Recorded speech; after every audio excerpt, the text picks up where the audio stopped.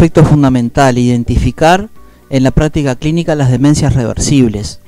Las demencias que hemos visto hasta ahora son encefalopatías degenerativas primarias. Ya sabemos cuál es el derrotero de esas encefalopatías degenerativas: la pérdida de función neuronal progresiva, inexorable, y la muerte del paciente. En cambio, estas situaciones, que son las menos frecuentes, menos del 1% de los enfermos que vemos con deterioro cognitivo, si las detectamos oportunamente, revertimos hasta en un 100% el deterioro cognitivo, cambiamos la vida del enfermo. Entonces, si bien son las menos frecuentes, en ese momento serán nuestro 100%. Para ese paciente es el 100%. Y son las que nunca podemos omitir.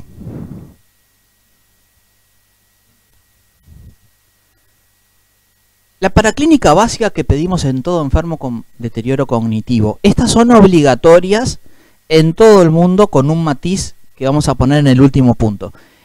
Esta charla es la actualización de la Academia Americana de Neurología en Demencias Reversibles de este año, la que voy a transmitir, con las pautas de este año. Primero, una neuroimagen. Ningún enfermo con deterioro cognitivo podemos no hacerle una neuroimagen. Básicamente una tomografía. Muchos enfermos, sobre todo algunos informados, ustedes saben que van y dicen: quiero hacerme un PET. El PET no está indicado en cualquier deterioro cognitivo, está indicado en algunas situaciones especiales de diagnóstico diferencial y con fines académicos, científicos e investigativos. Pero una tomografía no la podemos omitir nunca, porque un hematoma subdural crónico en un paciente añoso, un meningioma de lento crecimiento, pueden darnos exactamente los mismos síntomas que fueron relatados hasta ahora e imitar completamente un proceso degenerativo primario. La vitamina B12, un examen de laboratorio bien simple. El déficit de vitamina B12 por la anemia de Addison-Birmer, por la gastritis autoinmune de Addison-Birmer, o por otros procesos disabsortivos, raramente por carencias, puede dar un síndrome demencial completamente reversible con el aporte de vitamina B12. TSH, el hipotiroidismo, da declinación cognitiva, paciente lento, paciente que fallan las pruebas cognitivas. No pueden no tener una TSH, no llegan enfermos con PET y con SPECT sin imagen y sin TSH o sin vitamina B12. Eso no nos puede pasar nunca. HIV, deterioro cognitivo asociado al VIH, una de las causas más frecuentes de deterioro cognitivo en el paciente joven. Encefalopatía ligada al VIH. Tratable, potencialmente reversible y estabilizable con terapia antirretroviral altamente efectiva. No podemos omitir jamás solicitar el VIH.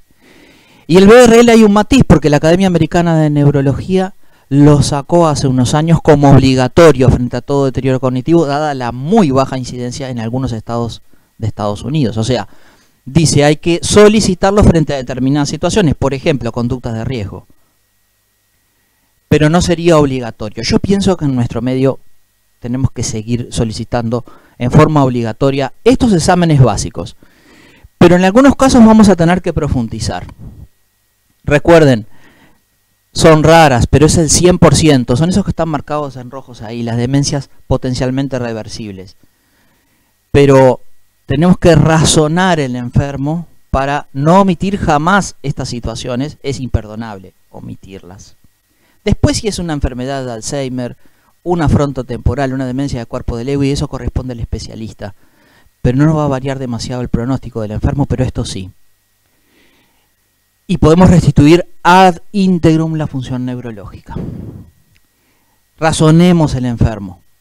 Un mini mental, unas preguntas, interrogar correctamente al testigo válido, 15 minutos. No caigamos en lo que decía el gran profe Mañé Garzón, el síndrome de Lepédi-Lo-Passé, que una vez me dijo: hay gente que tiene el síndrome de Lepédi-Lo-Passé. Y yo dije: ¿qué autor será Lepédi-Lo-Passé? ¿Algún francés? Le pedí tomografía, lo pasé al neurólogo. Le pedí tomografía, lo pasé al neurólogo. ¿Está mal? Sí, está mal. Hay que razonar el enfermo. Pues entonces omitimos el HIV. No preguntamos conducta de riesgo. No tomamos el pulso, capaz que tiene un hipotiroidismo.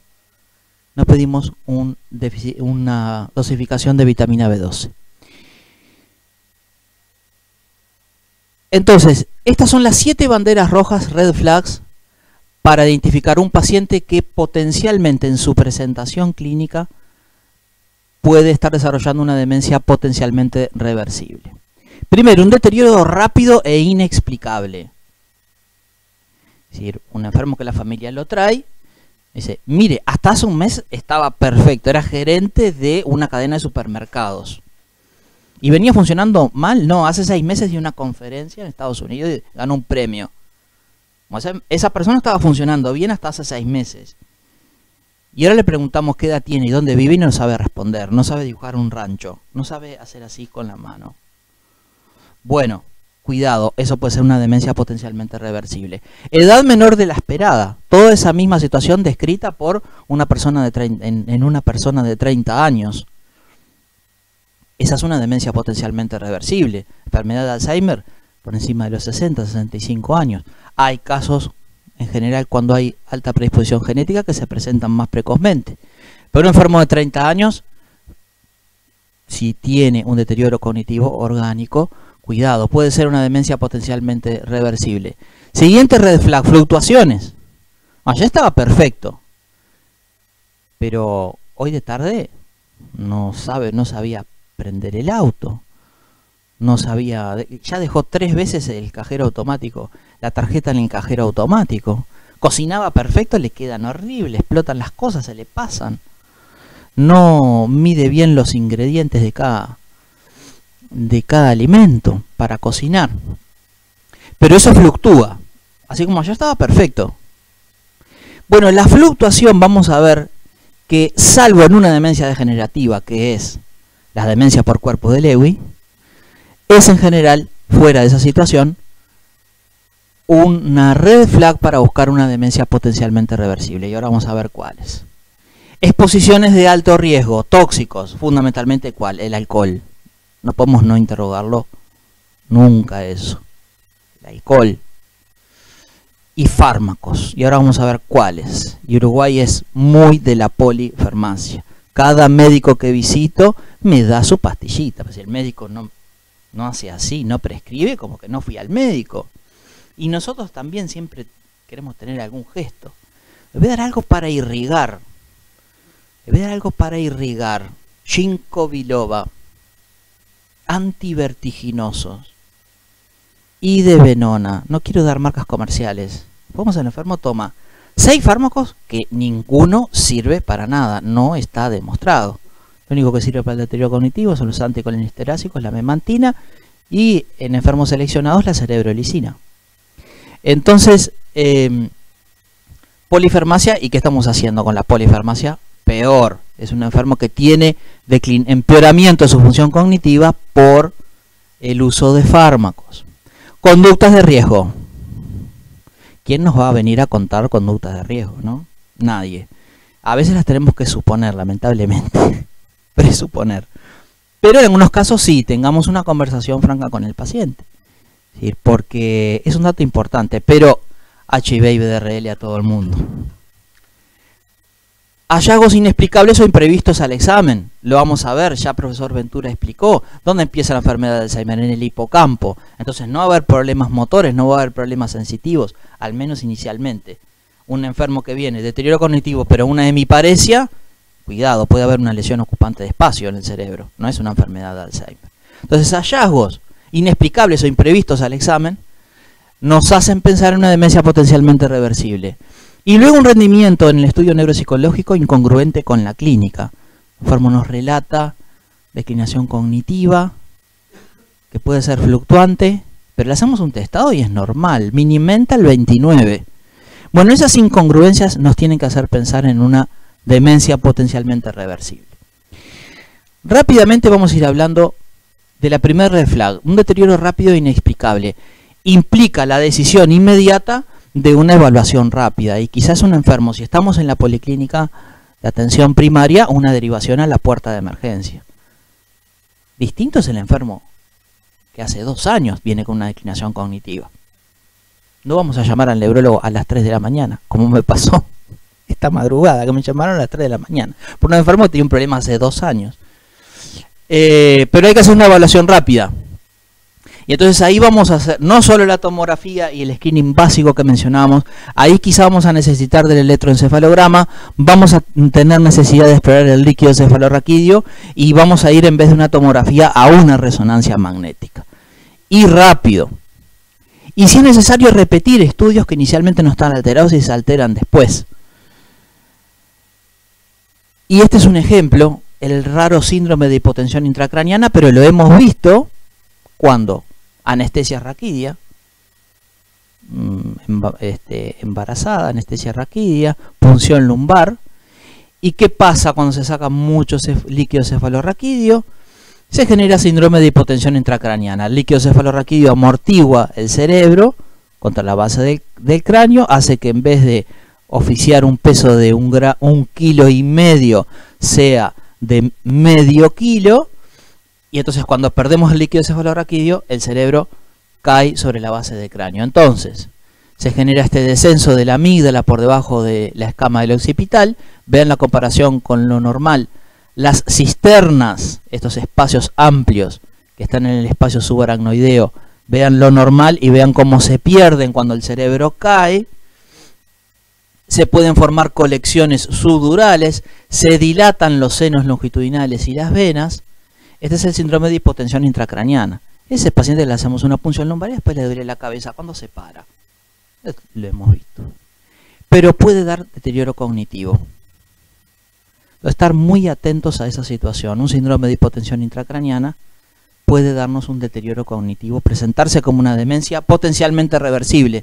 Lo único que hay que hacer es inyectar a nivel epidural en el raquis un parche de sangre extraída al propio paciente. Un parche hemostático epidural. Con eso se restablece la hidrodinámica del líquido cefalorraquídeo y la demencia desaparece.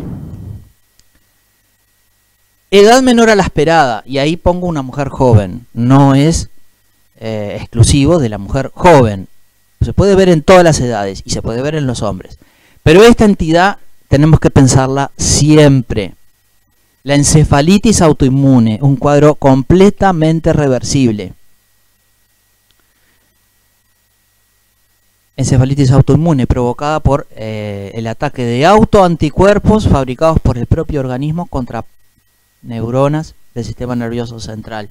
Y ahí tenemos que pedir un panel del líquido cefalorraquídeo y de la sangre con autoanticuerpos de encefalitis autoinmunes, que hay varios packs comerciales que lo hacen en nuestro medio muy confiables. Sé que el LAC, por ejemplo, tiene un panel muy completo que va a Clínica Mayo de Estados Unidos. Sé que hay otros laboratorios que también lo tienen y otras mutualistas también. Y ahí tenemos cuadros clásicos, anti-NMDA, anti-AMPA, anti-LGI1, etcétera, que son autoanticuerpos que provocan esta encefalopatía aguda, encefalitis autoinmune, pero que son el camino para el descubrimiento de ¿qué? ¿Quién fabrica a veces estos autoanticuerpos? Un cáncer. O las células cancerígenas fabrican estos autoanticuerpos, por eso se les llama también onconeurales. La encefalitis límbica la encefalitis autoinmune es muchas veces un síndrome paraneoplásico, que puede ser concomitante a la presentación del cáncer, puede suceder a un cáncer que ha sido extirpado y lo más importante, puede preceder hasta 2 años la aparición de un cáncer. Por estos enfermos hay que ir a buscarles, además de revertirles la demencia, tratarlos, ir a buscar el cáncer. Y el tratamiento del cáncer va a implicar la curación del síndrome demencial. Este es el cuadro típico, encefalitis límbica le llamamos porque los autoanticuerpos van directamente a los hipocampos, al lóbulo límbico. Pero puede haber otras manifestaciones y otro compromiso que llamamos las encefalitis extralímbicas. Entonces ahí sí vamos al PET, no al PET cerebral, al PET scan, a buscar un cáncer en el CUDIM. Y ahí sí lo tenemos financiado por el Fondo de Recursos y lo podemos pedir. Porque ahí vamos a encontrar un cáncer. Y fundamentalmente estos son los más paraneoplásicos. La encefalitis anti-NMDA, mujer joven, ir a buscar el teratoma de ovario es imprescindible. Cáncer de ovario, CA125, marcador tumoral. Pulmón, Body tag, pero recuerden que la body tag omite muchas cosas. Por ejemplo, testículo no entra ahí en la body tag, ahí hay que hacer una ecografía. Y si realmente tenemos un autoanticuerpo onconeural de testículo, la recomendación es, hay que extirpar el testículo y revisarlo por anatomía patológica. Primero uno, luego el otro. Preservar, hacer una criopreservación, pero está implicada la vida del paciente, y ya sabemos que si tiene un cuadro paraneoplásico propio de un cáncer testicular hay que extirparlo, o sea, eso va a morir el enfermo. Timo, mama, pulmón, sobre todo pequeñas células y linfoma de Hodgkin. Es decir, que hay que ir a buscar estas entidades. Tratamiento se basa en 3 pilares. Metilprednisolona intravenosa 5 días. Plasmaféresis e inmunoglobulinas. Generalmente terminamos utilizando los 3. Es raro las encefalitis límbicas que le damos la metilprednisolona y remiten. Más bien que no pasa nunca. Tenemos que combinar los 3. Y ante la duda, no tenemos disponibilidad de los autoanticuerpos, pero el cuadro clínico es compatible. Mujer joven que se derrumbó desde el punto de vista cognitivo en 3 meses, alta sospecha clínica de encefalitis límbica, hasta la resonancia puede ser negativa, hasta el PET puede ser negativa, empíricamente le hacemos 5 días de metilprednisolona por lo menos. Fluctuaciones. Bueno, ¿y qué puede pasar cuando la familia nos cuenta, el paciente, fluctuaciones en su rendimiento motor? Salvo demencia por cuerpo de Lewy, que clásicamente tiene fluctuaciones, puede haber un problema metabólico, insuficiencia renal, insuficiencia hepática, hipotiroidismo, cuando está descompensado. Bueno, eso puede explicar que sea un enfermo que fluctúe. El alcoholismo, los fármacos, la depresión. Gran causa de queja cognitiva. Yo no sé si no la mayoría. Y otra cosa que puse ahí, los trastornos del sueño. Ven a esa mujer que se tapa los oídos por el esposo que ronca. Hay que hacer la semiología del sueño, por los trastornos del sueño dan mucha queja cognitiva en el paciente. Y tratando el problema del sueño se resuelve el deterioro cognitivo. Pero me voy a centrar fundamentalmente en esta situación que es la amnesia transitoria. Hay un cuadro clásico que todos hemos visto, la amnesia global transitoria. De inicio y fin brusco, 2 o 3 horas, paciente con amnesia anterógrada masiva, no almacena nada y reitera permanentemente lo mismo. ¿Y qué día es hoy? ¿Y por qué estamos acá? Y a los 2 minutos, ¿y qué día es hoy? ¿Y por qué estamos acá? ¿Y qué día es hoy? ¿Y por qué estamos acá? La reiteratividad masiva. No es un cuadro confusional, es una amnesia anterógrada masiva, selectiva, de inicio y fin brusco. Cuadro clásico. Dramático. Lleva a la familia rápidamente al traslado a la emergencia. Primera cosa, tiene una CB, por favor, trombolíticos, trombectomía mecánica. No, es un cuadro totalmente benigno que tiende a no reiterarse en el tiempo. Generalmente hacemos al menos una tomografía, una paraclínica básica, que prácticamente siempre es normal. No queda claro el origen de este tipo de cuadros, hay hipótesis. Pero el cuadro que quiero recordar que sí es tratable, la amnesia global transitoria es autolimitado, es la amnesia transitoria epiléptica, que es una entidad nosológica y que explica situaciones de rendimiento cognitivo fluctuante. Es igual a una amnesia global transitoria, pero de duración más breve, minutos hasta media hora, y reiterada en el tiempo, hasta 2 o 3 veces por mes. El enfermo tiene este tipo de episodios relatados por la familia.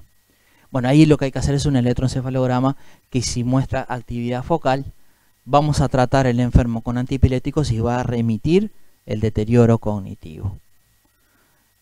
Causa muy importante, amnesia transitoria de origen epiléptico. ¿Descargas en qué lóbulo? ¿Cuál es el lóbulo de la memoria?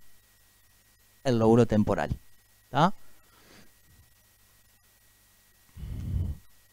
Exposiciones de alto riesgo. Y acá recuerdo a otro profe, Jorge Torres, que da nombre a esta sala. Me dijo un día, viendo un enfermo, interrogaste, hacé la semiología de la mesa y del cajón, por eso puse un cajón ahí. ¿Y usted qué toma? Ah, el antihipertensivo, el antidiabético, la estatina, la aspirina. Y hay como un vademecum oculto que el paciente no nos cuenta porque no lo cree relevante. Dice, ah, me duele la barriga porque tomo el Primperan. No nos cuenta el Primperan, que es una molécula que da problemas muchas veces. A abrir el cajón, permiso, señora, vamos a mirar a verla. Tráigame la caja con los medicamentos. Y ahí aparecen las grandes sorpresas.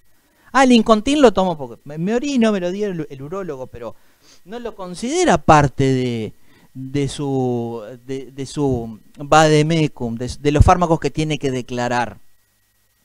Bueno, el Incontin, la oxibutinina, hay enfermos que toman 2 o 3, enfermos de 80 años con 3 Incontin. Imposible. Un deterioro cognitivo por su efecto anticolinérgico.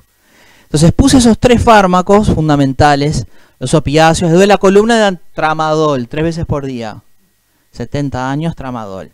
Se orina 3 veces por día Incontin. Ah, y para dormir benzodiazepina.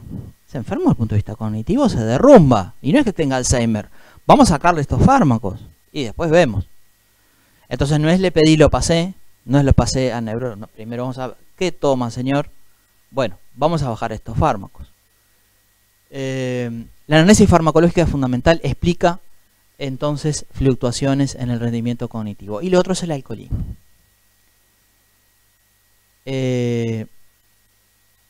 Recuerden estos fármacos. Bueno, el alcoholismo, hay un cuadro demencial completamente reversible si lo detectamos a tiempo y si lo prevemos, que es la encefalopatía de Wernicke.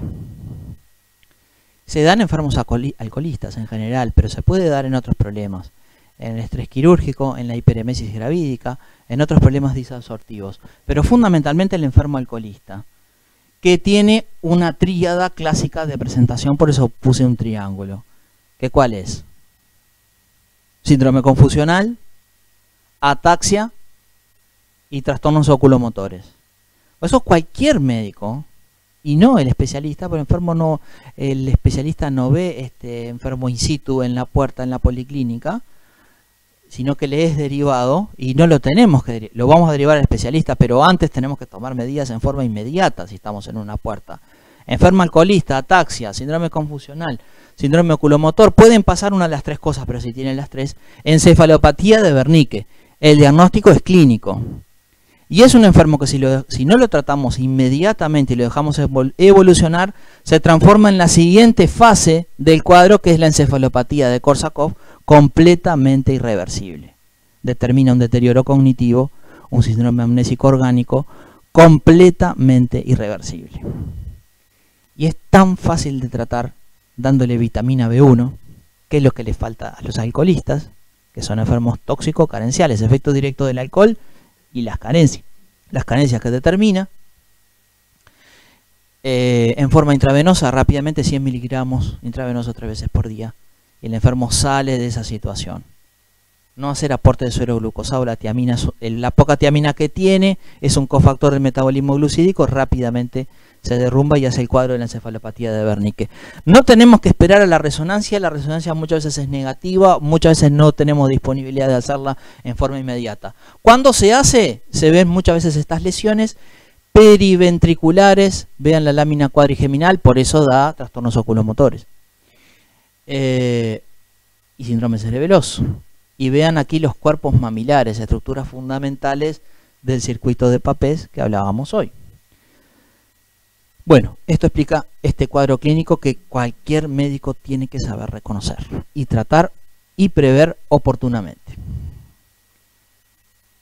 Conductas de riesgo. Yo puse ahí este hombre saltando un risco, pero no son esas las conductas de riesgo que hay que detectar. Y lamentablemente, como era ese doctor que salía en la tele, el doctor House, hay que ser y decir, los pacientes mienten. Y vamos a pensar mal siempre. BDRL-HIV, inmunodepresión, a veces puede ser genéticamente determinada o determinada por fármacos inmunodepresores, enfermo con poliartritis reumatoidea, con lupus, etcétera, tiene una inmunodepresión. Entonces, hay que pensar en infecciones oportunistas, y si es un HIV ni que hablar, vamos a pedir criptococo, etcétera, etcétera.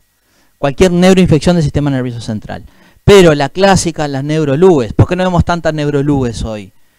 Primero, porque la gente usa preservativo. Segunda cosa, porque todos tomamos algún amoxidal o algún antibiótico por alguna infección banal y eso hace que, en cierto modo, estamos tratando un treponema pallidum y no se llegan a las formas clásicas de la neurología de la sífilis terciaria, que era el enfermo tabético que no tenía totalmente una degeneración del cordón posterior de la médula, que llegaba a la parálisis general y que tenía una forma de demencia característica con megalomanía, etc.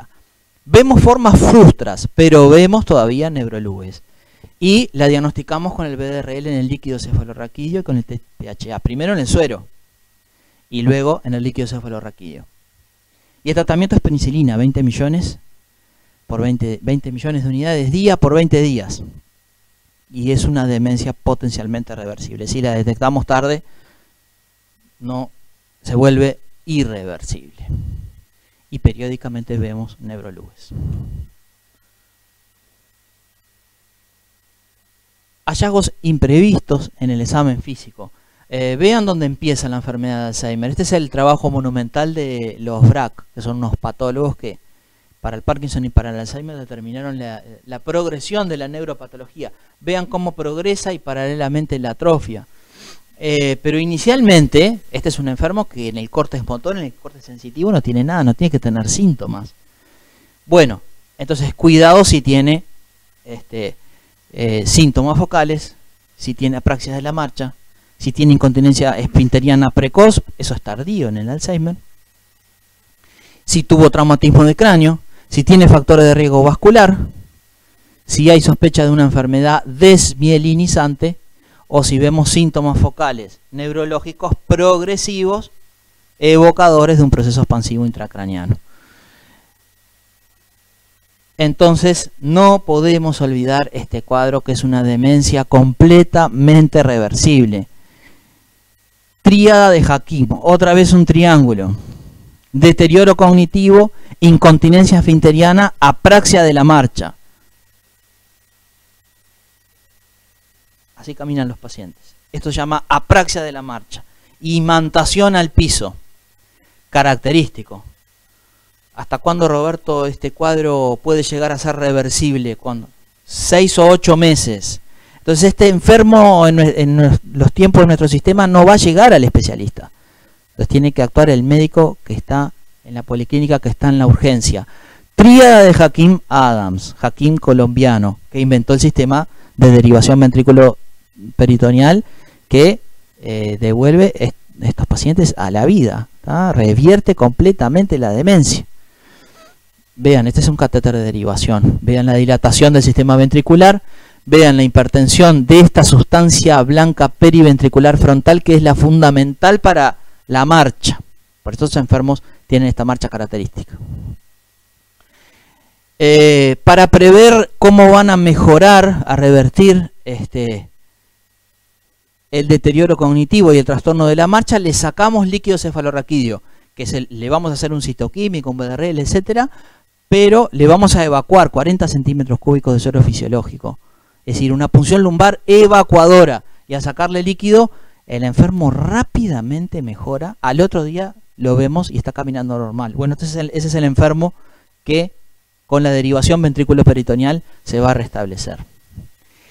Y enfermos muy añosos con hidrocefalia normotensiva del adulto, que no se pueden operar por condiciones médicas generales, una buena fórmula es cada 6 meses evacuarles líquido cefalorraquídeo 40 centímetros cúbicos y con eso lo vamos llevando y manteniendo en un nivel aceptable de funcionalidad. Por supuesto, hematoma subdural. Nunca podemos dejar de hacer una tomografía. Y el añoso muchas veces no nos va a decir que se cayó porque no se acuerda. Y el alcoholista tampoco. Pero un añoso alcoholista de deterioro cognitivo, pensemos siempre que se cayó. Que se cayó y tiene un sudural crónico y una persona puede estar con eso meses. ¿Ah? Y esto puede dar un cuadro demencial completamente reversible con un orificio de trépano que hace el neurocirujano y evacúa el hematoma. Cuadros vasculares, encefalopatía de Binswanger, leucoencefalopatía subcortical, etcétera, puede dar un cuadro de deterioro cognitivo. Esta situación es estabilizable. Esclerosis múltiple. Esclerosis múltiple, ¿cuál es el problema de la esclerosis múltiple? Además de los déficits motores, sensitivos, sensoriales, esfinterianos, el deterioro cognitivo que aparece. Y ahí tenemos tratamiento inmunomodulador, interferón, etcétera.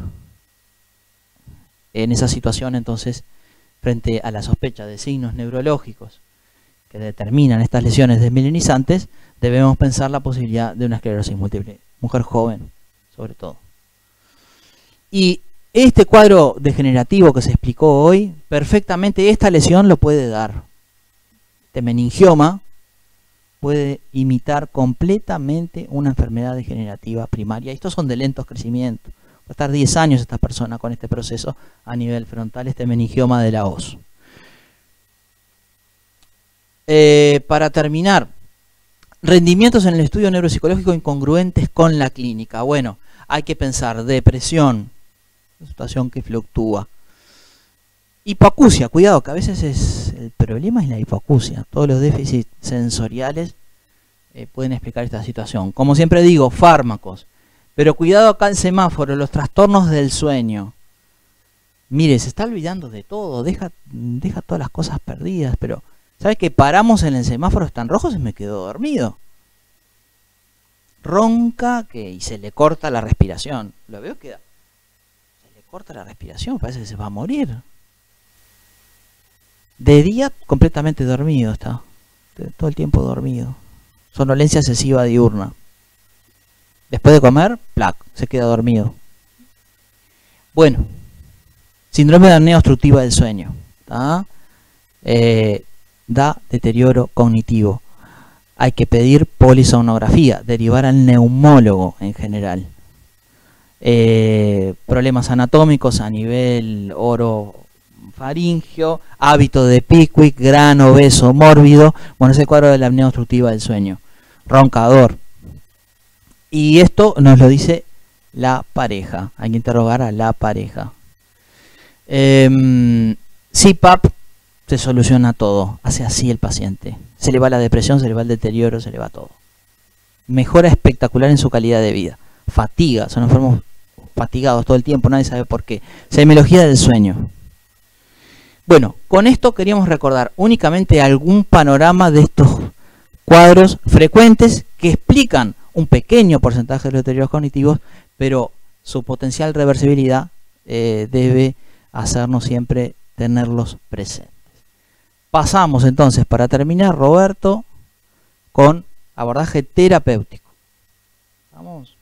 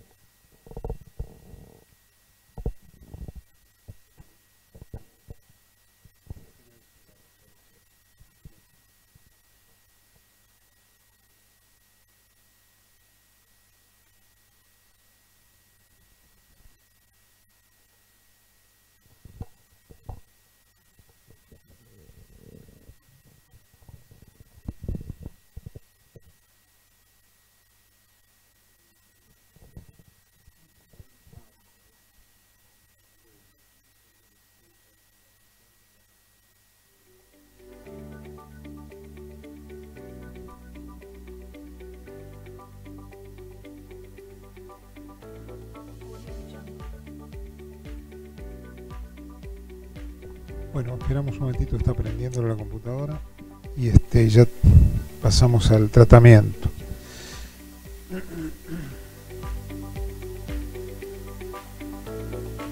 Sí, sí.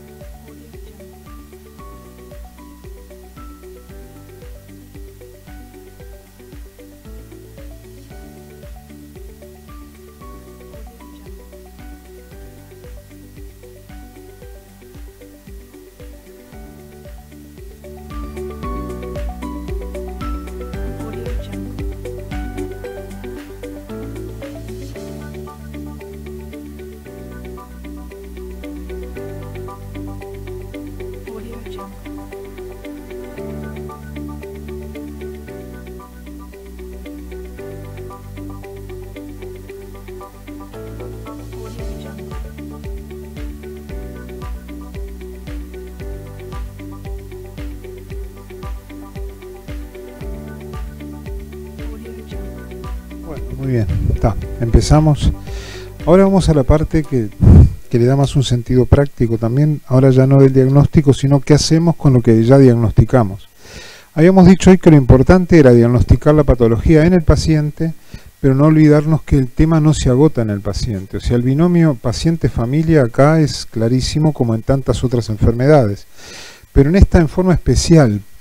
¿Por qué, por ejemplo, no se hacen grupos de autoayuda de pacientes? Y es diferente a los parkinsonianos, a los de ELA, a los de esclerosis múltiple. Acá los pacientes no saben ni quiénes son ellos, ni quién es el de al lado, y se van apagando. No es la luz que cambia de color, sino es una luz que se va apagando, y hace que cada vez más tengamos que echar mano a lo que nos ayuda a la familia, que es el brazo armado para poder medicarlo, para poder cuidarlo, para todo eso. Quiere decir que el abordaje terapéutico, el diagnóstico tiene que abarcar el paciente, familia, vivienda, comunidad, y el tratamiento es lo mismo. Tenemos que tratar al paciente, mejorar lo que se pueda el funcionamiento familiar, si es necesario cambiar algunos aspectos de la vivienda y ver si en la comunidad tenemos algunos apoyos o redes de apoyo social para estos pacientes. A ver, lo importante es cuándo un síntoma requiere tratamiento. Puede ser que nos llamen porque dice, mire doctor, lo llamé porque ayer estaba haciendo así en el aire, o agarraba cosas del piso, y después se fue, y hasta ahora no repitió más. Yo tengo que tratar ese síntoma, ¿no? Doctor, lo llamo porque no para de caminar, está caminando, va, viene, toca una cosa, toca la otra, ¿y usted qué quiere que yo haga? Y que lo deje quieto, que no se mueva. Bueno, hay cosas que no hay que tratarlas. El síntoma se trata cuando altera la tranquilidad del cuidador y del paciente, cuando es peligroso para el paciente y para los demás, y cuando interfiere con el cuidado básico. Claro, si lo que está pasando interfiere con el aseo, con la alimentación, con el dormir, y bueno, hay que meterle mano a otra forma de tratamiento y no solo el consejo del cuidador o dejarlo que siga así. Quiere decir que hay síntomas que hay que tratar farmacológicamente o no, dependiendo de su grado de intensidad y del peligro que tiene para el entorno y para él. Pero lo que siempre priorizamos es que el tratamiento primero tiene que ser no farmacológico. Empezar a asesorar a la familia. ¿Yo puedo asesorar al paciente? No. Tiene que ser la familia. Yo tengo que llamar a la familia para hablar con ellos. Por eso, y esto es importante porque nos pasa un poco a todos los médicos de Latinoamérica, a todo el mundo que trabaja en este tema, es que cuando uno entra en este tema se da cuenta de la importancia que tiene la entrevista con la familia. Y a veces no es necesario ver al paciente. Viene la familia a plantear el problema que tiene con el paciente, ya sea parkinsoniano, Alzheimer o lo que fuera. Pero el tratamiento y el abordaje de la familia está como fuera del sistema de salud. Si ustedes se dan cuenta, si el sistema de salud no contempla un espacio para la familia, el que se dedica a este tema tiene que hablar mucho con la familia. Y esto a nivel de la policlínica y del sistema de salud no funciona. 10 minutos no alcanzan. 10 minutos alcanzan para hacer una receta, revisar el paciente y la familia se va con todo acá porque tiene que venir el que viene. Y después viene el otro médico a golpear la puerta pues precisa. 8 pacientes o 12 pacientes en 2 horas, esto no funciona. O sea, no, el sistema de salud, miren que en todos los países pasa lo mismo. Vengo de México, recién pasa lo mismo que acá en Perú, es lo mismo. Sí manejan todo a nivel particular. Claro, a nivel privado tampoco se está haciendo mucho en Sudamérica, pero no hay espacios específicos para el asesoramiento o la psicoeducación familiar. El que entra en este tema y se dedica mucho a este tema se da cuenta que está como paralelo al sistema de salud. Ve el paciente, pero hay que ver a la familia, no alcanzan con 10 minutos. Y las entrevistas de 1 hora o no, 1 hora y media, no se dan en el mutualismo, por familia. Entonces hay que trabajarlo de otra manera. Y es un trabajo que hace 30 años, cuando empezamos con este tema, no era muy bien entendido ni como tarea médica a veces. Dedicarte a hablar con la familia y no ves el paciente. La facultad nos educa para ver el paciente, bueno, la familia también, y en este caso cada vez más con la familia y menos ver directamente al paciente, aunque siempre hay que ver el paciente. Hay problemas. Primero, los problemas para acercarnos al tratamiento y entender un poco este tema de lo complejo que es que primero que no está claramente definido qué es demencia. Ya vimos por qué, no vamos a andar en eso de vuelta. Pero miren que a mí me encanta ir a los juzgados, yo voy, mientras no vaya como imputado no hay problema, pero el tema es yo voy, a veces uno discute con los jueces y el juez le puede decir, pero ¿usted considera que está demente o no? Porque si no está demente él puede hacer lo que quiera con su dinero. Bueno, sí, pero hay deterioros que son parciales, que no llegan a la demencia, pero mire que este paciente lo están abusando. Pero él está demente, no, bueno, entonces puede hacer, no es así, no es que pueda hacer lo que quiera con su plata. La toma de decisiones tiene grados de alteración. Hay decisiones complejas que no se toman bien, las decisiones básicas sí. El tema es tan complejo que aunque el paciente sea declarado demente según algún manual, el paciente hay decisiones básicas que todavía puede tomar. Por más que su automanejo no sea tan bueno y necesite de cuidadores, todavía puede decir yo quiero dejarle mis cosas a fulano de tal y quiero que él me maneje los bienes. O sea, no es todo o nada, es una gradación muy fina y que el peligro que se está corriendo por no estar de acuerdo estos dos manuales es que se diagnostique como dementes a pacientes que no lo están. O se les quita el derecho de tomar decisiones cuando todavía puede tomar decisiones. Sí, pero el manual y el manual, bueno, ¿en qué manual me paro? Ese es el tema, o sea, hay que armonizar estos manuales de alguna manera. Está por salir la CIE 11 a ver qué dice, pero acá el problema lo está dando la taxonomía a medio camino del DSM-5. Ese es el tema. Formación de los profesionales. Estábamos hablando hoy, yo me acuerdo cuando era docente de la facultad, la demencia era un tema que se daba en el 6º año, 2 horas, en una carrera que era 8 años. Es difícil pretender que el médico cuando se egrese como médico conozca y se acuerde del tema, tiene que ir a repasar estos temas. No sé cómo es actualmente, pero los cursos que se daban y que se siguen dando es relativamente corto para lo que es lo extenso de la carrera. Hay que formar mejor. Y está el tema de los divorcios interdisciplinarios que yo siempre digo. Parece que es un tema que es más de una disciplina que de otra. Yo creo que es de todas las disciplinas y todos tendrían que estar manejando este tema porque la enseñanza de raíz desde la facultad tiene que ser más holística. No podemos educarnos por feudos. No te metas en mi especialidad, vos tampoco, si es depresión, si es delirio o si es parkinsonismo. Yo tengo derecho a verlo, porque el paciente es uno solo. No es 4 pacientes repartidos, es uno solo. Pasa en el Parkinson, trastornos motores, cognitivos y comportamentales. Bueno, acá tiene todo eso. La difusión comunitaria. Hace aproximadamente 28 o 29 años que fundamos la Asociación Uruguaya de Alzheimer, que está ayudando en forma gratuita a la gente, a la comunidad. Es una cuota simbólica que están pagando con cooperación y reciben apoyo directo con literatura y reuniones, grupos de autoayuda. Y hay que difundir a la comunidad este tema. Uruguay, por suerte, quiero que sepan que dentro de lo que es Iberoamérica, es un país muy bien instruido en este tema. Es una sociedad que no es compleja. No es tan compleja como Perú, Colombia, Bolivia, que hay comunidades autóctonas que no quieren saber nada con la medicina tradicional. Hay sociedades y comunidades que no están hispanizadas. De hecho, nosotros vamos a empezar en febrero a meternos, si todo sale bien, en la Amazonia peruana para estudiar cómo empieza la demencia en comunidades indígenas. Nadie lo sabe. No tienen reloj, no usan dinero. ¿Qué le preguntamos? Un Moca ahí no va, un Minimental tampoco va con él. No sabemos ni qué idioma manejan, y porque tenemos que hacer un relevamiento de las actividades de la vida diaria de ellos, no nuestra, para ver cómo en su vida diaria deterioran. Vaya a saber qué conducta aparece. Pero, por ejemplo, en Perú la difusión comunitaria se hace muy bien, pero hay millones de personas que no tienen acceso a esta información. Son comunidades autóctonas muy cerradas. Paraguay pasa lo mismo. En Bolivia, Colombia. La actitud del médico frente al paciente y su familia. Sigue pasando que los médicos ven este tema como derrotistas. Total, como no hay nada para hacer y la medicación mucha cosa no hace. Bueno, sí, mire, tome esto y ya está. O sí, pero yo tengo muchas cosas que hablar con usted. Bueno, vemos, señora, inventemos una entrevista corta o lo derivamos a un psiquiatra o no sé a quién. Pero la familia regularmente en el sistema de salud no es escuchada.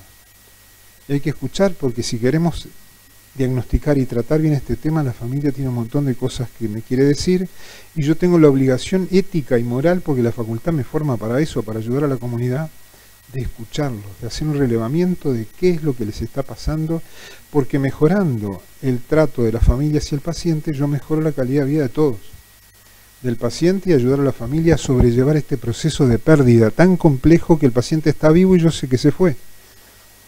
Y está pero no está, es él pero no es él. Es un tema raro, porque es como que ya no está la persona que yo conocí, pero está caminando delante mío. Y me dice, ¿y vos quién sos? Bueno, es difícil procesar toda esa información y que la familia vaya aceptando esta enfermedad. Así que la actitud del médico frente a la familia debe ser comprensiva y dedicar tiempo para escucharla, hasta donde el sistema de salud nos permita. Claro, a nivel particular o privado uno hace el tiempo, dedica al que quiere, ¿no? Bueno, está el otro tema que ha pasado mucho con la doctora Boquino, hemos trabajado mucho este tema y lo hemos difundido también en países vecinos. Hay que tener cuidado porque hay pacientes que a veces son ingresados a residenciales, a clínicas de ancianos y no están retenidos por orden judicial. Ellos se pudieran ir cuando quieren. Sin embargo, ni ellos lo saben y a veces sale y lo vuelven a entrar. Y es difícil, es un tema que si no está retenido por orden judicial, o se firma un consentimiento, hay que declararlo incapaz y él no puede tomar decisiones. Pero hay personas que están internadas, digo, y bueno, creo que en Uruguay se está regulando muy bien eso, creo que ha pasado para el MIDES, si no Ministerio de Salud Pública, me parece. En Argentina en algunos lugares hacen firmar consentimiento de que está de acuerdo con la entrada residencial, o se declara incapaz si es el caso. Repercusión de los sistemas de salud sobre el diagnóstico, y bueno, es lo que hablábamos hoy. Para hacer un diagnóstico no termina en el paciente. No es 5 minutos con el paciente. Yo puedo, y tiene razón lo que dice Andrés Liscano, 3 o 4 herramientas bien aceitadas que yo hago, con el paciente ya me dicen más o menos el grado de deterioro y por más que yo le haga más pruebas, testo 20 veces la atención, 30 veces el lenguaje, pero me está dando lo mismo. A veces un screening rápido ya me dice el grado de deterioro que tiene. Aunque siempre hay que ser cuidadoso y prolijo con estos temas, ¿no? Y aspectos éticos de los hogares de ancianos, un tema en el que no me meto, pero de alguna manera se ve todo en la viña del Señor. Digo. A veces hay lujos estériles que no se usan y se cobran bien, pero hay clínicas que son muy buenas, hay que decirlo, y no es lo mismo que hace 30 o 40 años. Hoy por hoy hay lugares que son muy buenos y ofician de familia para el paciente cuando la familia es muy compleja. Cuándo institucionalizar o no, no es un tema que lo decida el médico, lo tiene que decidir la familia. El médico podrá aconsejar y podrá hacer entender a la familia, pero sí hay algo que es un eslogan, no institucionalizar si no están toda la familia de acuerdo. Donde hay que estén en desacuerdo y no estén de acuerdo, hay un problema enorme. Y ayudar a la familia a poder procesar la aceptación de la enfermedad, porque la familia pasa por 5 etapas. Desde la negación, no tiene nada, son cosas de viejo, mirá.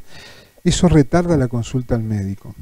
Eso hace que lo consideren normal. Por lo tanto, lo pueden dejar solo en su casa y no está para quedarse solo. La negación hay que tener cuidado.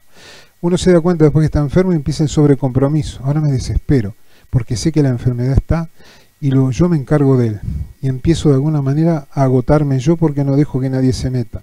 El sobrecompromiso tiene el peligro de que empieza el síndrome del cuidador muchas veces. Después viene una etapa en que aparece mucha angustia, mucha ansiedad y van a rotar de médico en médico a ver quién le dice qué, porque el este ya me dijo que no tengo arreglo, y voy a otro médico a escondidas, y voy a otro, y después Gera y vuelve al médico inicial porque el diagnóstico era ese.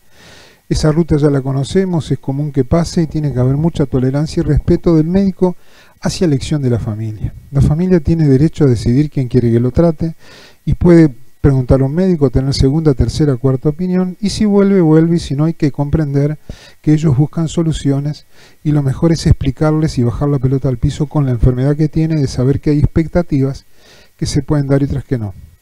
Hoy por hoy no está ya de moda como hace unos 20 o 30 años de ir a países afuera para buscar diagnósticos y tratamientos que no se hacían. Uruguay tiene un excelente nivel profesional y excelente nivel de abordaje para estos temas. No es necesario ir afuera para hacer diagnósticos, y los tratamientos más importantes son con el abordaje familiar, que en muchos casos termina siendo la solución dentro de lo que es el manejo de la enfermedad.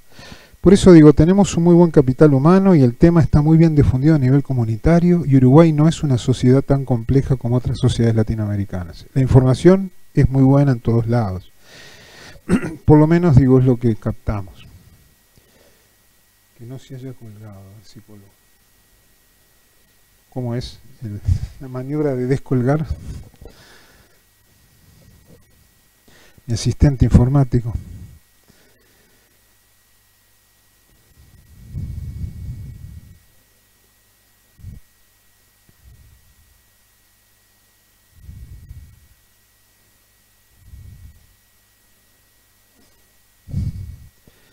Así que esto es bueno saberlo, porque digo, uno piensa a veces, porque somos un país chico, con poca gente, pensamos que tenemos un nivel que no es bueno. El nivel es excelente acá, como lo está haciendo muchos países latinoamericanos. Sí.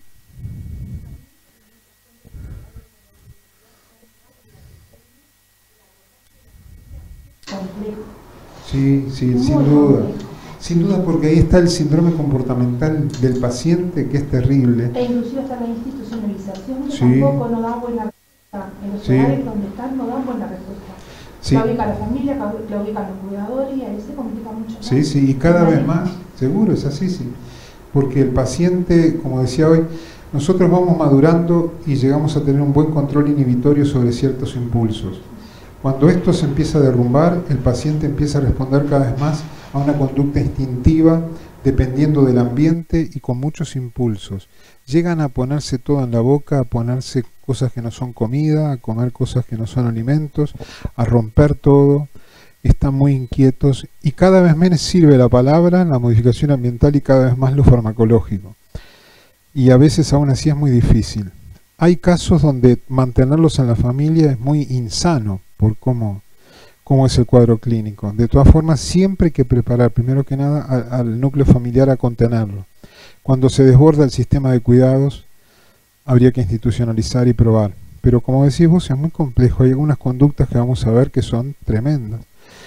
Bueno, para el manejo terapéutico hay barreras de sistema. El tema finanzas, tiempo de desplazamiento, disponibilidad y tiempo de transporte, los seguros de salud, no es tanto un problema acá en Uruguay, pero se ve...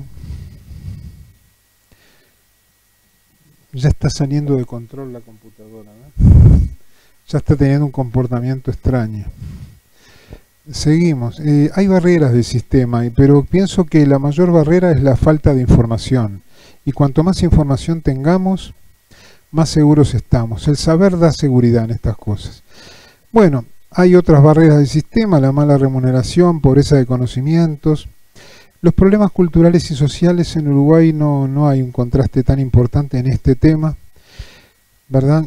Y muchas veces pasa que a veces no es gratificante el trabajo porque uno no tiene mucha devolución de mejoría. Y como sabemos que esto sigue avanzando, pero yo le preguntaría a un neurólogo, bueno, en la esclerosis lateral amiotrófica el tratamiento también es un poco difícil de ir digiriendo y llevarlo, y en tantas enfermedades neurológicas y psiquiátricas no tenemos una devolución de una gran mejoría. Y en este tema, ¿por qué hay tanto derrotismo? Si hay tanto para hacer. A veces no solo con el paciente, en la familia, y pueden mejorar la calidad de vida de todos. Basta con que a la familia se le vaya la culpa y los malos entendidos que tiene cuando maneja este tema, cuando sepan cómo hay que hacer las cosas y que las están haciendo bien, eso ayuda muchísimo y baja el nivel de angustia y ansiedad de las familias. Así que tenemos que concebir siempre un tratamiento no farmacológico, uno farmacológico. Como bien decía el doctor Amorín, hay casos quirúrgicos como la hidrocefalia, que no vamos a hablar de eso ahora. Lo que tenemos como eje ahora en la descripción que sigue, vamos a tomar un prototipo de la enfermedad de Alzheimer, aunque ustedes pueden hacer las preguntas que quieran y como decía la compañera, enfermedad frontotemporal es de un manejo mucho más complicado que la propia enfermedad de Alzheimer. Y recuerden que el eje que tenemos para todo este cuidado no farmacológico muchas veces es elegir bien el cuidador. Para eso porque hay agresividad y comportamientos difíciles que los desencadena un mal cuidado.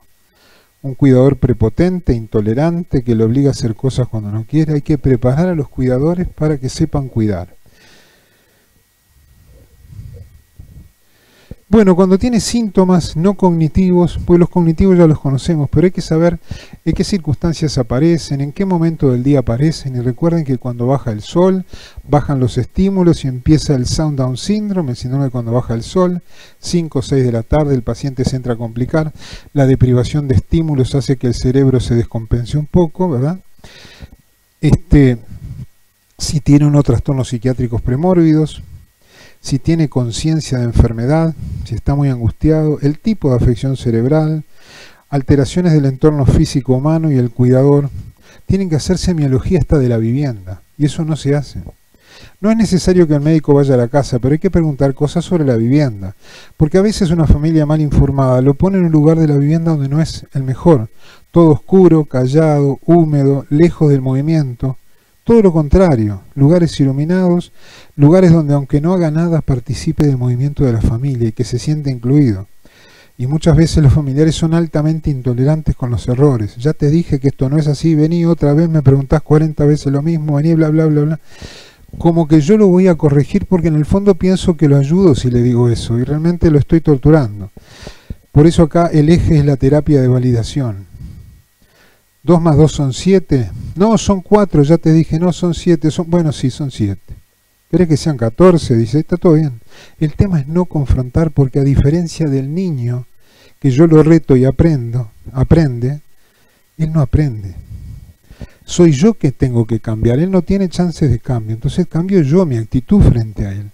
Lo que importa es la calidad de vida y el que él no se sienta ofendido. Sí, doctor, pero yo no le puedo mentir a él. Él me pregunta si murió su esposa. Y yo le tengo que decir la verdad. Y se pone a llorar. Y al rato me pregunta y yo le digo la verdad. Y se pone a llorar. Y yo le digo, ¿cuántas veces le hiciste llorar hoy? ¿Por qué no le decís que fue a hacer un mandado? Y que puede venir, o que ya no está, y que bueno, ya vendrá. Todo ese tipo de conductas que hay que asesorar a la familia es para evitar la confrontación que en el fondo desencadena frustración y agresividad en el paciente.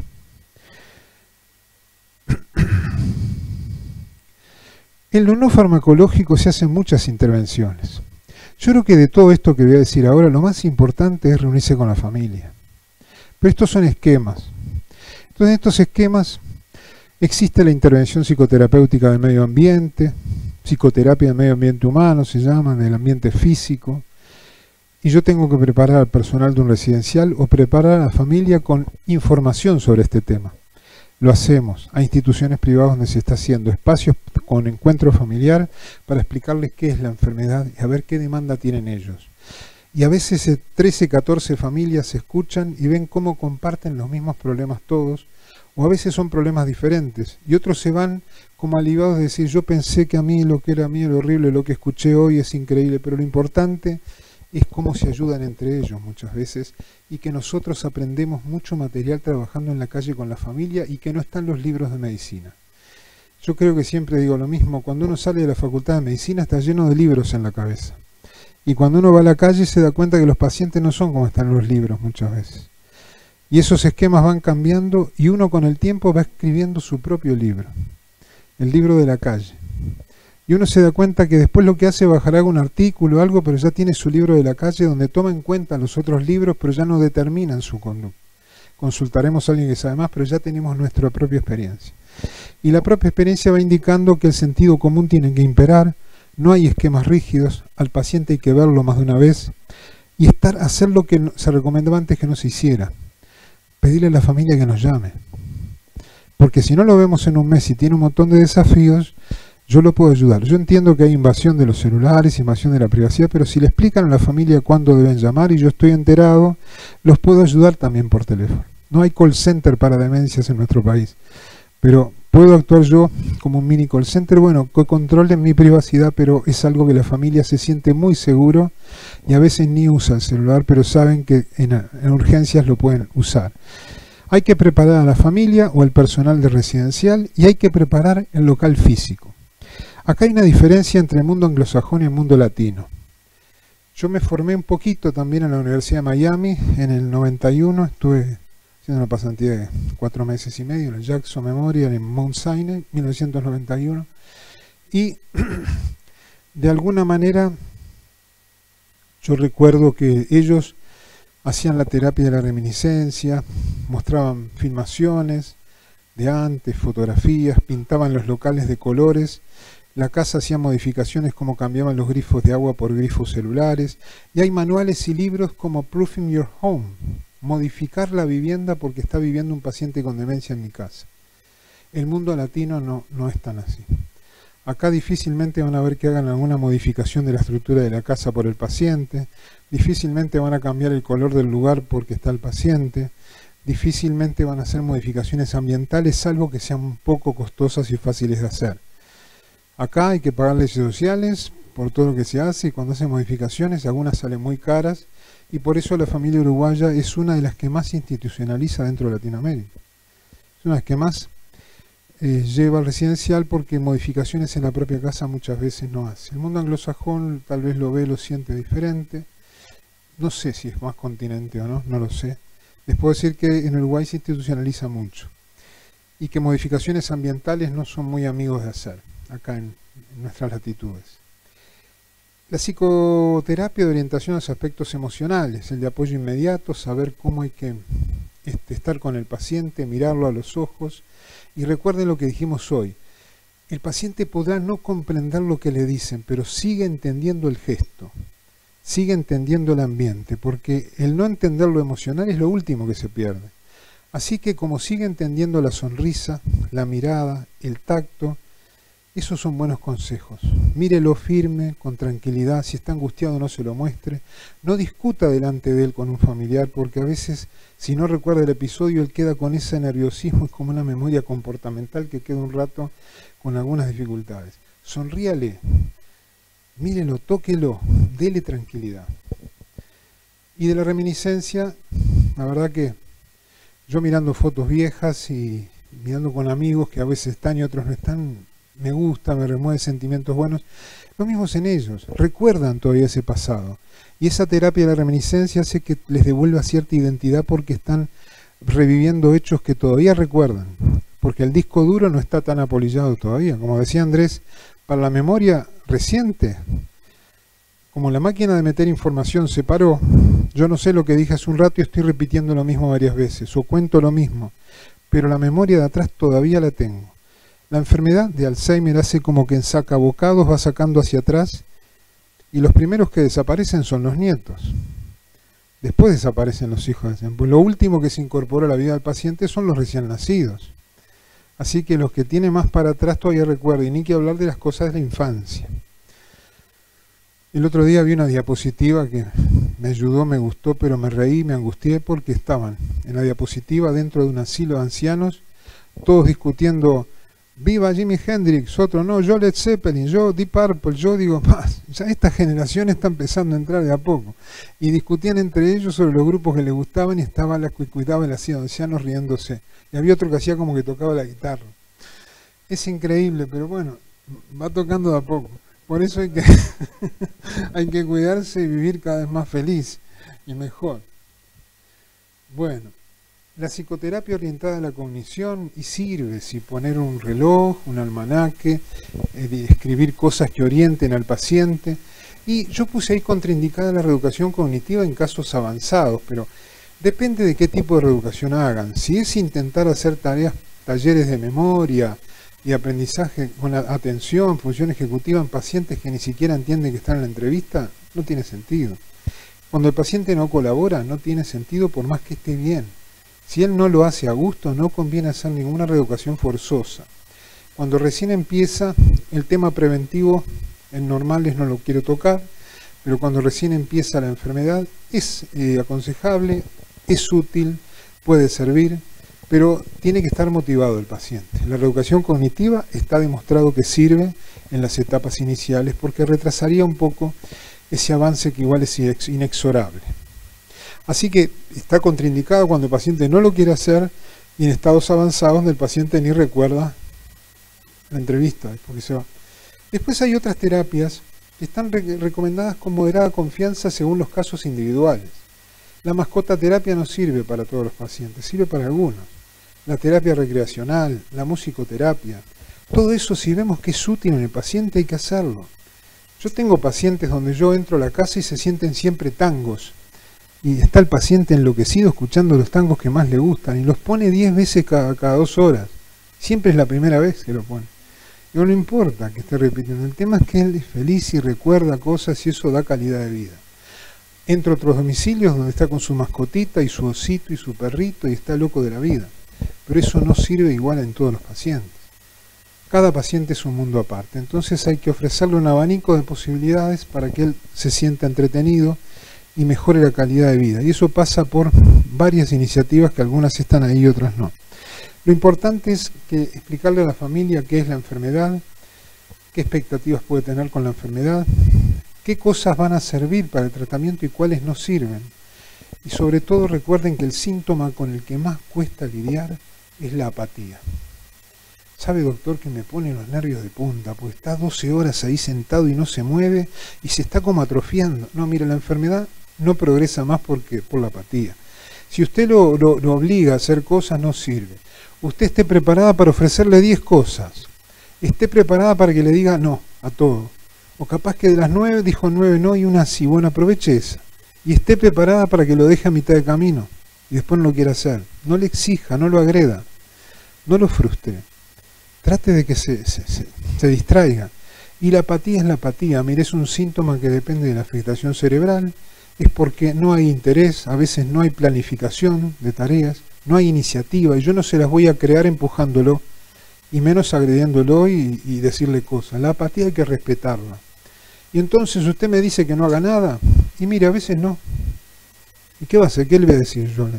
Hay medicación que mejora eso, pero usted me está pidiendo la mejoría de un comportamiento con iniciativas y programación. Y eso no se da más en este paciente. Paciente que esté tranquilo no importa, diviértalo, que esté el cuidador que sepa respetar también lo que tiene el paciente. Y acuérdese, no hay que obligar al paciente a hacer cosas que no quiere porque despiertan agresividad. Y no le haga notar a cada rato que se equivoca. Así que si él quiere barrer y barre mal, no importa, que barra conmigo. Aunque lo hizo mal, yo le digo que es un éxito. Limpió los platos, sí, pero me los deja todo sucio, no importa. Él se siente útil, dígale que está muy bien lo que hizo. Sí, bueno, pues se le cayó un plato el otro día y... Bueno, usted también vigile la tarea de él. La tendencia general de la familia es a exigirle como un niño chico que aprenda. Si no, estos pacientes no aprenden más.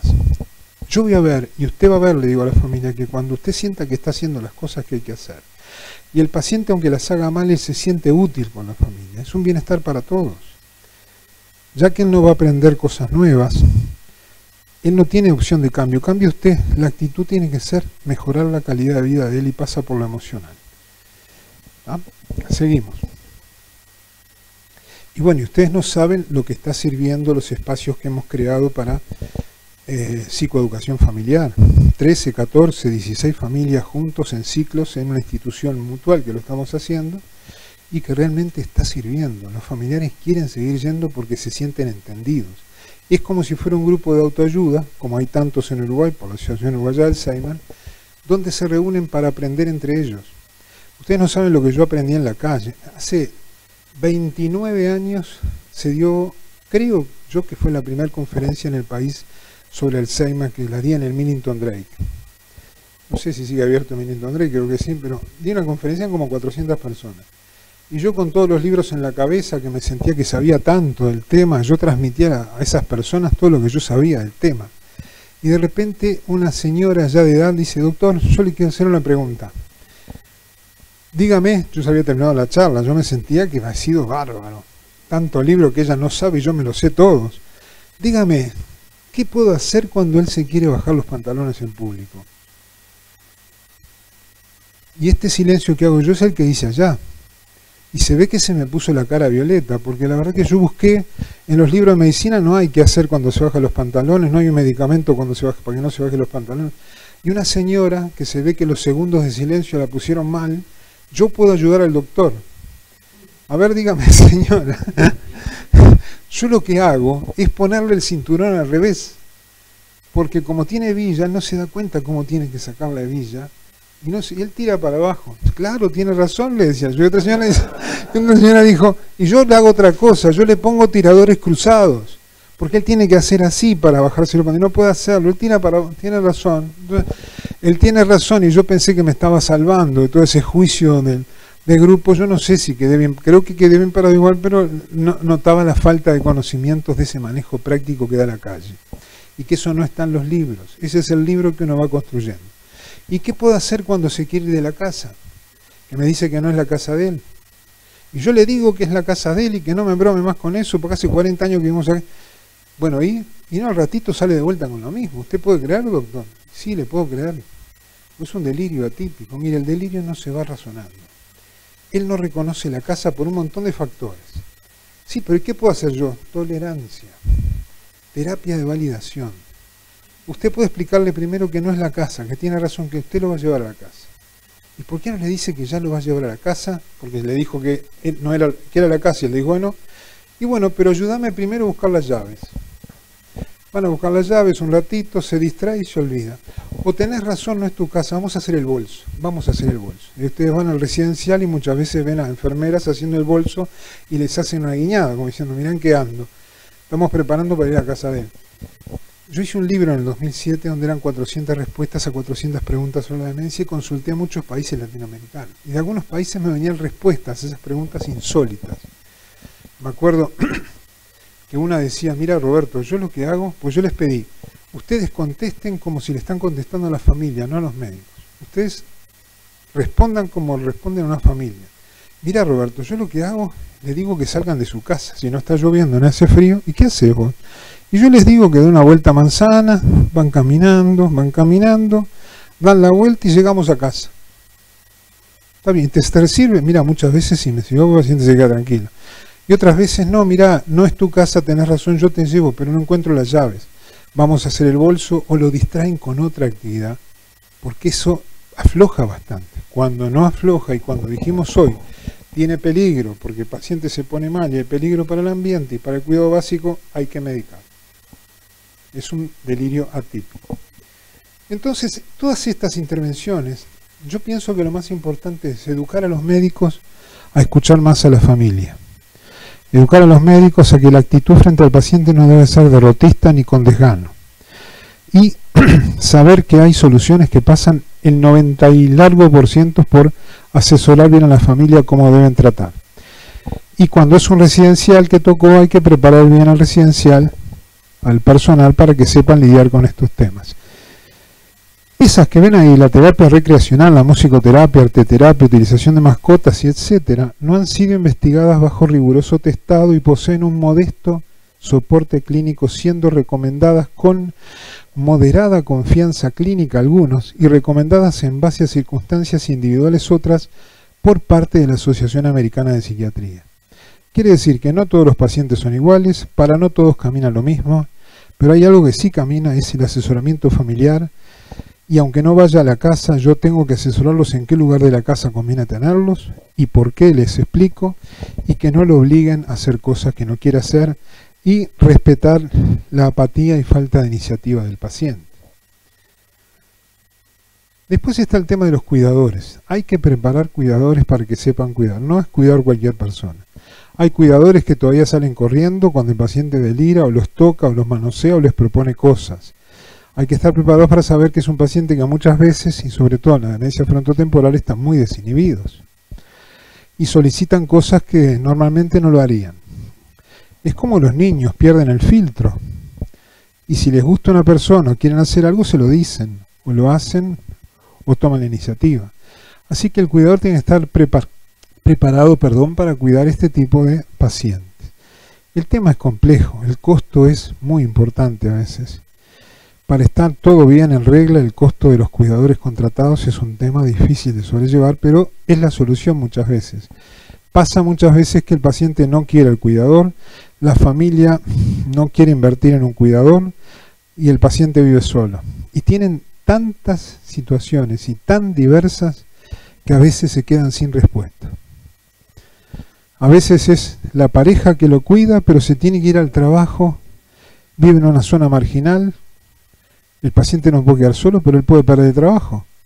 Y se tiene que ir, ¿y qué hace? La dejo sola. Sí, el otro día me prendió fuego ahí, vino un vecino a avisarme, y no puede un vecino, y los vecinos están en sus casas, y usted no puede un cuidador, no.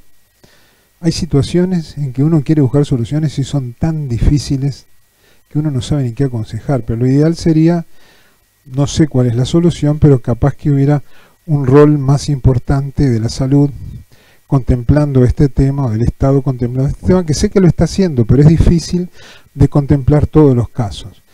Siempre hay que asesorar a la familia a que el cuidador, si es familiar, se lo va entrenando para esto, y si no es familiar, se empieza a usar a alguna persona que ya está en la casa como una empleada doméstica o lo que fuera, extendiendo el horario, o poniendo a alguna persona conocida que acepte al paciente.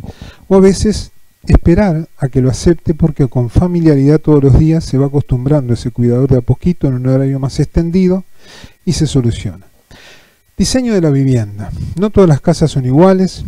A veces hay trastornos en la marcha, pacientes parkinsonianos, la casa tiene alfombras levantadas, muebles que tienen puntas sobresalientes, escaleras, balcones, y donde hay un wandering, caminar tranquilo, no hay problema. Entonces caminar ansioso es el problema, que se puede caer, se puede tirar. ¿Cuántas veces ha caído? ¿Qué daño hace una fractura en un paciente con demencia y tiene 80 y algo de años? Prótesis, no prótesis, intervención quirúrgica, es todo un tema, cambia el paciente. Y después los apoyos comunitarios, que hay que saber que existen y que se hace lo que se puede acá en Uruguay. De alguna manera hay que trabajar con la familia. Con los miembros individuales se puede. Siempre hay algún familiar que está más descompensado que otro. Hay que ir hacia la aceptación de la enfermedad, y eso se ve que depende a nivel socioeconómico-cultural también de la familia, para ver si acepta ya la enfermedad. Acuérdense que son 5 etapas, desde la negación, que retarda la consulta al médico, porque aparentemente no tiene nada, hasta la aceptación, que ya sé lo que tiene, ya sé que estoy haciendo las cosas bien, me quedo tranquilo. Hay toda una gradación donde hay familiares que ninguno está en la misma etapa del otro. Y ahí van al consultorio y dicen, yo no sé por qué esta llora, si yo sé que está la enfermedad, pero yo me siento culpable. Y otro dice, mira, para mí no tiene nada, son cosas de los viejos, la misma familia. Entonces, a veces los familiares no están todos cursando la misma etapa en esa ida rumbo a la aceptación. Hay que trabajar con la familia como sistema, cómo se relaciona esta familia con la comunidad. Hay que dar información, educación, soporte, resolución de desafíos, terapia formal, ¿verdad? Una rehabilitación, si se hace o no en el paciente.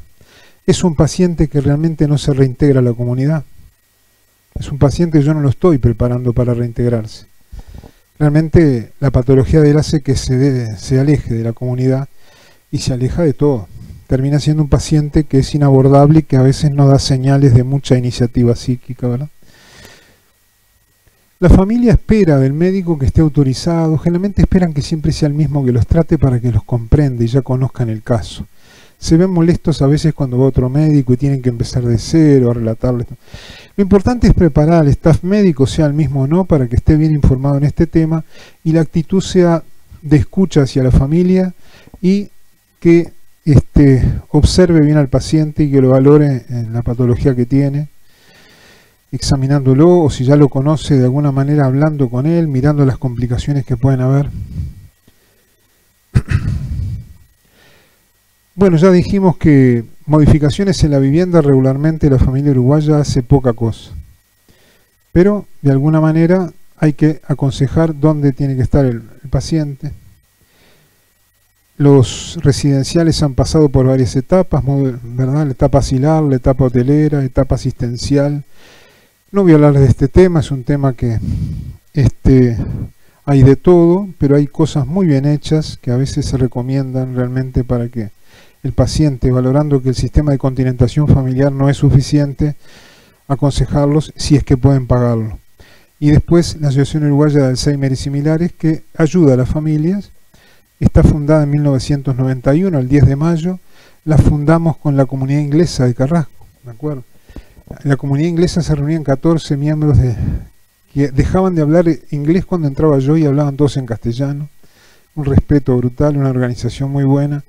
Lectura de apertura, lectura de cierre, y se trabajaba el tema entre las familias, y ahí decidimos fundar la asociación en 1991. Ahora viene la terapia farmacológica. Cuando ya no hay más remedio, y bueno, se hizo todo lo no farmacológico, a veces hay que tratar.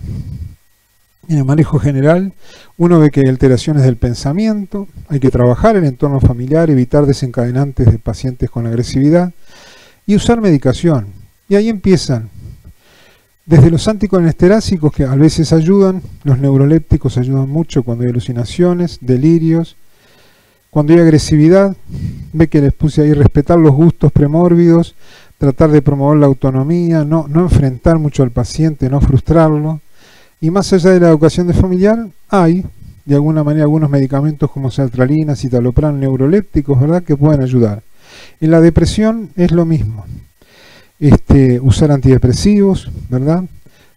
Se pueden asociar neurolépticos. La depresión mayor se ve con mucha frecuencia, aunque el paciente con demencia difícilmente tiene una ideación suicida que se pueda matar planificando. Normalmente se olvida hasta de la planificación que puede hacer por momentos. La ansiedad, hay que tener cuidado con la reducción de estímulos, explicaciones continuas acerca de lo que ocurre, evitar situaciones nuevas. El cambio de ambiente los desajusta mucho. Sí, pero mirá, porque no lo dije todavía, pero hay que enseñarle a la familia a cuidar la imagen social, profesional y familiar del paciente, que no lo expongan a situaciones degradantes, porque muchas veces él mismo, cuando todavía se da cuenta que algo pasa, no quiere salir, y él no quiere estar en grupo porque queda fuera, ya no propone, la atención simultánea empieza a claudicar. Si ya pasa en el viejo normal, no me hablen todos de golpe, en la patología es difícil seguir a varios en la conversación. Entonces, en eso que él a veces no quiere ir porque no se siente integrado, la familia lo lleva igual.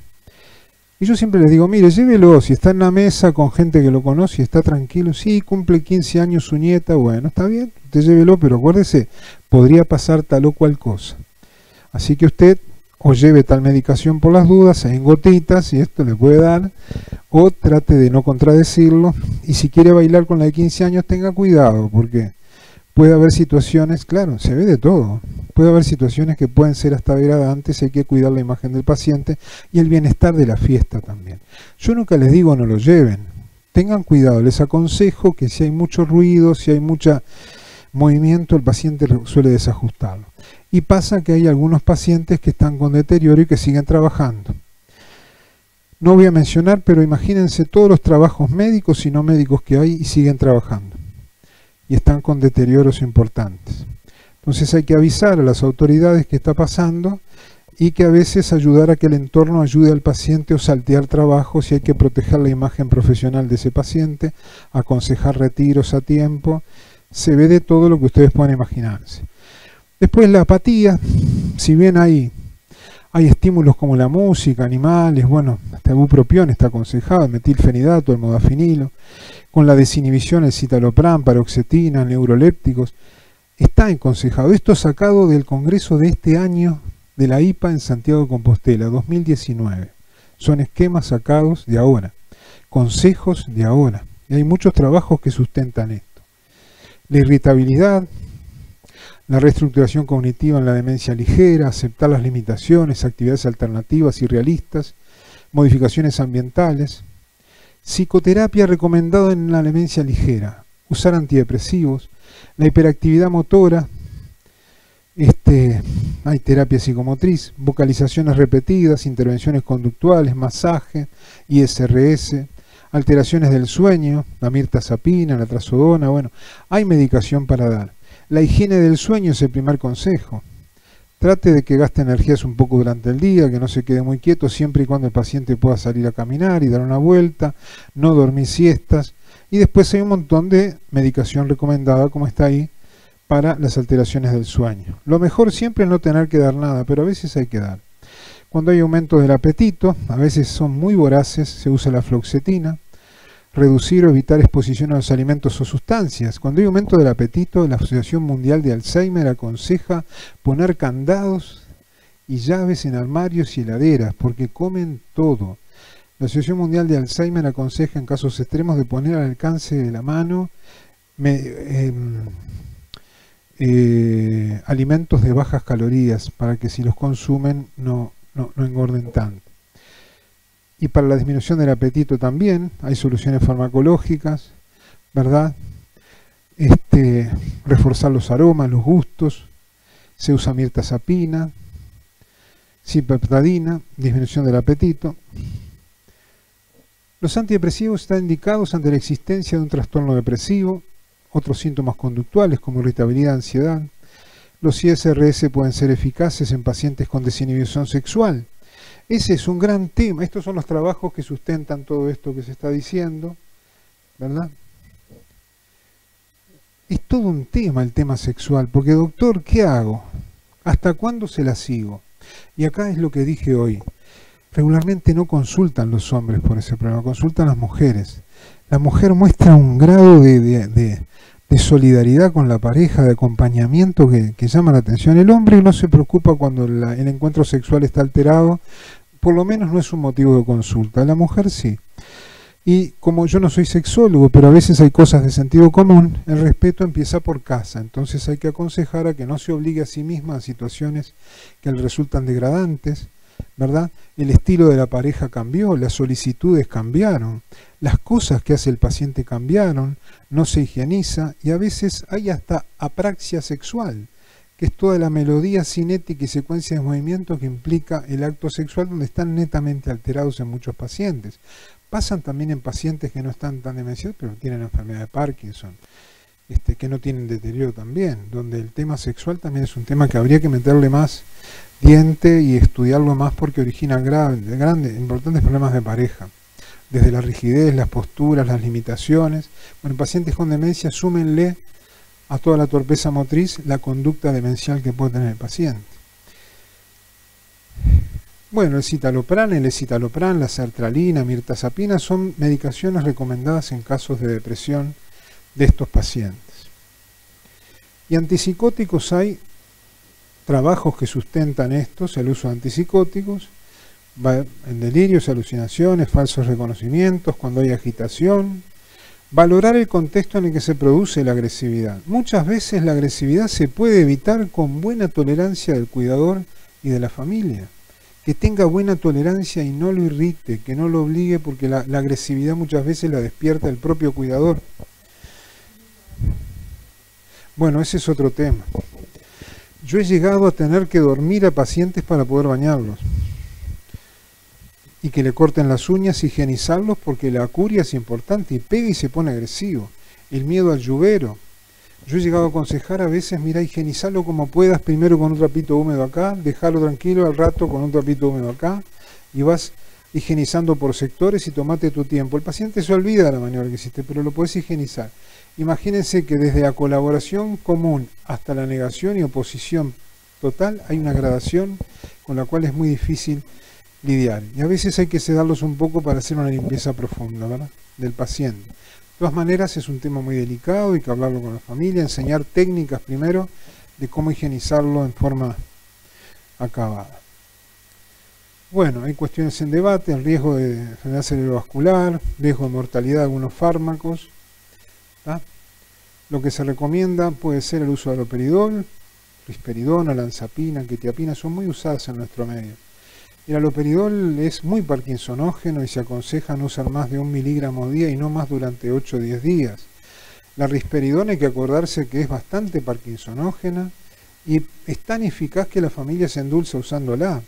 Entonces digo, cuidado, porque si bien de uso ocasional es bueno también tener en cuenta que a veces la pérdida de balanceo del brazo ya va indicando que hay un poquito de parkinsonismo y cómo camina. Cuidado, porque si se cae es peor.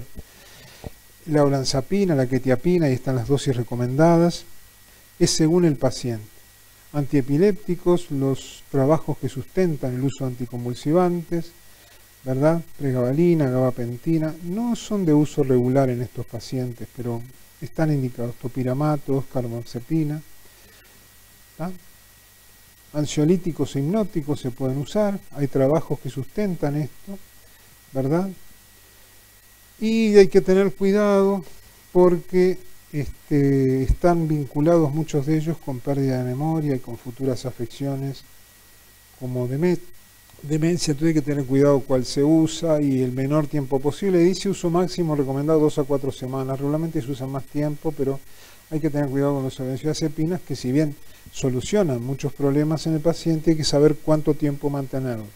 Estas son las dosis recomendadas en este tipo de pacientes: alprazolam, lorazepam, clonazepam, midazolam, como inductores, algunos como mantienen el sueño del paciente, y poder sedativo. Ustedes saben que pueden ser ansiolíticos, sedativos e hipnóticos según la dosis que usen de estos fármacos. Bueno, y otros ya hay menos evidencia, pero para la agitación el uso de litio, la prazosin, la selegilina, melatonina y cannabinoides fueron mencionados en ese congreso. O sea que hay algunos estudios, todavía no hay cosas muy claras, por lo tanto recomendación oficial de esos yo no voy a hacer. Después los anticolesterásicos y memantina, ¿verdad? Hay muchos trabajos que sustentan el uso de estos fármacos. Yo les diría que lo importante es que se pueden usar cualquiera de los tres: donepezilo, ribastigmina y galantamina. Si bien la FDA tiende a decir que la eficacia es todo igual, a veces no es lo que uno ve con la práctica en el paciente. A veces uno simpatiza más con un fármaco que con otro. Está el tema del precio, de la forma de administración. Recuerden que es vía oral donepezilo y galantamina, y que la ribastigmina se dispone de la forma de parches, ¿verdad? Y otro fármaco que creo que no está mencionado acá, que lo mencionó muy bien Ignacio Morín, es la cerebrolicina, que no fue presentada a la FDA, pero que ha mostrado que en algunos casos hay eficacia de una mejoría del tema cognitivo y hasta comportamental. De todas maneras no se ve en la mayoría de los casos, pero en algunos pacientes se ven cosas muy llamativas, como algunas mejorías que siempre son transitorias, y en el caso de la cerebrolicina, 20 ampollas, de lunes a viernes, descansan sábados y domingos, y se da cada 3 o 4 meses, esos llamados pulsos. Bueno, los anticolesterásicos también modifican la conducta a favor, están relacionados con mejorías de alucinaciones, de ansiedad, de apatía y de la conducta motora aberrante. No se ve frecuentemente esto, que sean los fármacos indicados para solucionar estos temas, pero están vinculados con la mejoría en estos puntos. La memantina, que tiende a usarse con los anticolesterásicos que ya mencionamos, están más recomendadas en los casos medianamente avanzados y más avanzados, y no se aconseja que sea el primer fármaco a dar. ¿Tá? Así que este es un esquema también donde están desde los otros fármacos hasta los anticolesterásicos para el uso en estos casos: delirios y alucinaciones, agitación y agresividad, depresión, ansiedad y euforia con estos fármacos. Hay trabajos que sustentan el beneficio de estos fármacos en estos casos. ¿Tá? No vamos a entrar en cada uno de ellos, digo, estamos muy sobre el tiempo. Recuerden que hay una neuropsiquiatra muy famosa que todavía vive, es Nancy Andreasen, y que en su libro, que ahora se los muestro la tapa, ella dice: ojalá que cada vez aprendamos más de estos temas, en temas neuropsiquiátricos como la demencia, en enfermedades psicóticas, en la prevención, en la mejoría, porque lo que precisamos lograr con la formación que nos da la universidad es mejorar la calidad de vida de nuestra comunidad. Y en este tema pasa por el paciente, pero mayormente por la familia. Ella dice, bueno, tenemos que lograr cerebros más felices. Tenemos que lograr que todos estemos mejor en este tema. Y esto tiende a eso justamente, a hacer que la familia sea más tolerante, que mejore la calidad de vida y que el paciente no reciba el aluvión de demandas que una familia mal asesorada le puede hacer. Así que todo este tema, ¿vieron qué complejo que es? Y como planteamos qué difícil son muchas de las conductas, se puede vivir mejor con este tema. La información y no los fármacos, la información es el arma más poderosa que tenemos, bien dada con respaldo académico. Y los fármacos, claro, hay momentos en que hay que usarlos y combinar mucho el sentido común, el conocimiento científico, y que cada paciente y familia es un mundo aparte. Hay consejos que se pueden generalizar, pero hay consejos que no se pueden generalizar. Bueno, termino con esto y muchas gracias.